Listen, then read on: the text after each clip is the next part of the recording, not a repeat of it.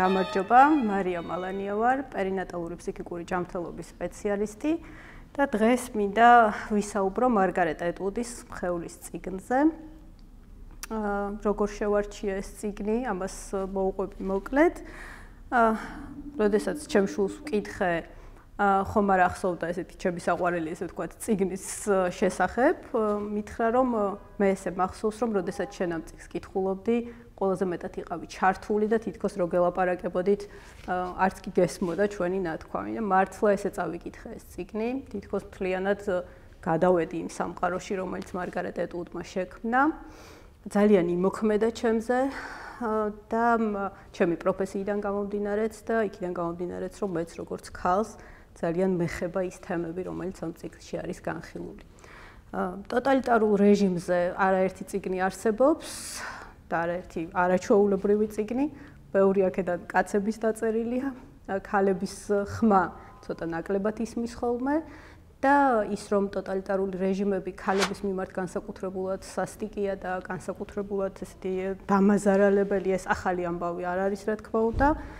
როგორც მარგარეტ ეტვუდის წიგნში, გარდა იმისა, რომ ნაჩვენებია ერთი ოჯახის მაგალითზე და ერთი ქალის მაგალითზე, რა შეიძლება ამ რეჟიმმა დამართოს ქალს, ამის გარდა არის ისეთ დეტალებზე გამოხულებული ყურადღება, რომელიც ხშირად ესეთ დიდ ეპოსის, ასე ვთქვათ, შემქმნელ წიგნებში თითქოს დაკარგულია ხოლმე. მაგალითად ისეთი დეტალები, რომელსაც აღწერს მთავარი გმირი, რომ მათ არ აძლევენ საშუალებას, რომ გამოიყენონ თავის მოვლის საშუალებები, ვთქვათ, ხელის კრემი არ აქვთ და ისინი რაღაც კარაქს და ასე შემდეგ რაღაც საკვებ პროდუქტებს იყენებენ ხოლმე იმისთვის, რომ რაღაც კანი დაიტანიანონ. თითქოს ძალიან დიდი ძალადობის ფონზე ესეთი წვრილმანები გაუფასურებულია, თითქოს კარგავს თავის მნიშვნელობას, გასაგებიც არის რატომ ხდება ასე, თუმცა ამ წვრილმანებისგან იქმნება მეორე დიდი დანაკლისი და მეორე დიდი ეს დეფიციტი, რომელიც შემდგომ თაობებში ძალიან მძიმე გავლენას ახდენს და მძიმე შედეგებს გვიტოვებს. ამ წიგნშიც არის ნაჩვენები, როგორ შეიძლება ქალი იქცეს, ასე ვთქვათ, სახეობის გამგრძელებელ ობიექტად, დაიკარგოს მისი ქალური მხარე, დაიკარგოს მისი სექსუალობა, დაიკარგოს, ვთქვათ, იმ სილამაზის, რაღაცა სიცოცხლის მუხტის არსებობა, გადაიფაროს, ესე რომ ვთქვათ და დარჩეს მხოლოდ და მხოლოდ მის ფუნქციად ბავშვის გაჩენა.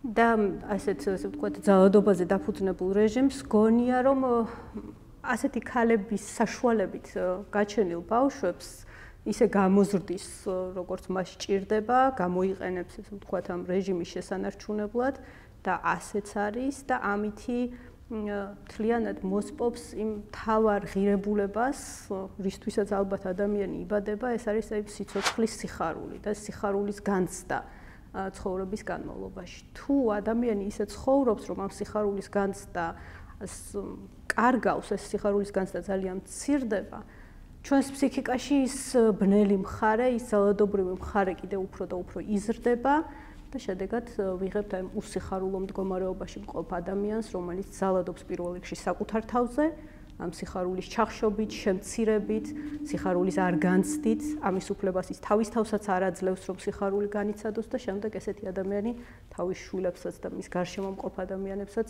იგივე, ვთქვათ, ჭაობში ითრევს, რომ თქვენც ასე იყავით. აი ამ წიგნის მთავარი არ ვიცი, რაღაც მუხტი, რამაც მე დამიჭირა, იყო აი ესეთი ბოლომდე თითქოს შეგრძნება ამ ყველაფრის. აი როგორ შეიძლება ადამიანმა ეს ყველაფერი განიცადოს როგორც საკუთარ ტყავზე და საკუთარ რაღაცა ძალიან ესეთ მკვეთრ შეგრძნებებამდე, ну ჩემთვის ასეთი იყო ეს წიგნი. და როგორც თქვი, ჩემ პროფესიასაც ნაწილობრივ უკავშირდება ეს ყველაფერი ჩვენ საზოგადოებაში და არა მარტო ჩვენთან სხვა საზოგადოებებშიც ვიცი რომ მსგავსად ხდება. ძირითადი ყურადღება არის ხოლმე გადატანილი აი ბავშვებზე, რამდენად ჯანმრთელია, რამდენად ვთქვათ, რაღაცა კარგად გრძნობს თავს და ასე შემდეგ და გვავიწყდება როგორ არის დედა, როგორ არის ეს ქალი, რომელმაც ეს ახალი სიცოცხლე გააჩინა. და აი ჩვენ პროფესიაში, ფსიქიკურ ჯანმრთელობის ამ მიმართულებაში, კონკრეტულად ამ პერინატალურ ჯანმრთელობაში, ეხლა ცოტა შეცვლილია ეს მოდუსი, აქცენტი გადატანილია ქალზე, გადატანილია დედაზე და ვამბობთ, რომ პირველ რიგში დედა უნდა იყოს კარგად, ქალი უნდა იყოს კარგად, ის უნდა გრძნობდეს ფსიქიკურად ჯამრთელად თავს, ის უნდა გრძნობდეს სრულფასოვნად თავს, იმისათვის, რომ მომავალი თაობა, რომელსაც ის აჩენს, როგორც ახალ სიცოცხლეს, ისიც კარგად იყოს. ხო, აი ალბათ ეს ორი მიმართულება ქონდა ამ წიგნს, რის გამოც ის იქცა ჩემთვის ესეთ მნიშვნელოვან წიგნად, ერთი ეს პროფესიული მხარე, როგორც თქვი და მეორე პიროვნული მხარე, როგორც ქალს ასევე შემეხო, რა თქმა უნდა, ეს ყველაფერი. ხო, და დღევანდელ მოვლენებთან მიმართებაშიც ალბათ შეუძლებელია, რომ ამისგან დისტანცირებული ვიყო და ვთქვათ, ისევ საუბრობდე ამაზე. დღევანდელ მოვლენებთან მიმართებაშიც მგონია ძალიან მნიშვნელოვანი სათქმელი აქვს ამ წიგნს, რომ ხშირად ჩვენ გონია ხოლმე, რომ აი რაღაც ძალადობა, რაღაცა ვთქვათ, ესე ვთქვათ, ბნელი მხარის გააქტიურება ჩვენს ფსიქიკაში ან ჩვენს საზოგადოებაში შეეხება მხოლოდ რაღაც ჯგუფს ან ერთ ადამიანს.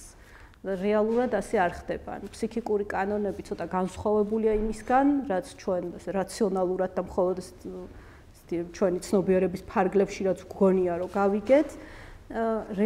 რა ხდება რეალობაში? რეალობაში ხდება ის, რომ ეს არაჯანსაღი გავლენა საბოლოო ჯამში აზიანებს ყველას და ყველაფერს. ამ ბნელი მხარის გააქტიურება არ დატოვებს არავის, ესე ვთქვათ, ვისაც არ ჩაითრევს. ამ არაჯანსაღ წრეში.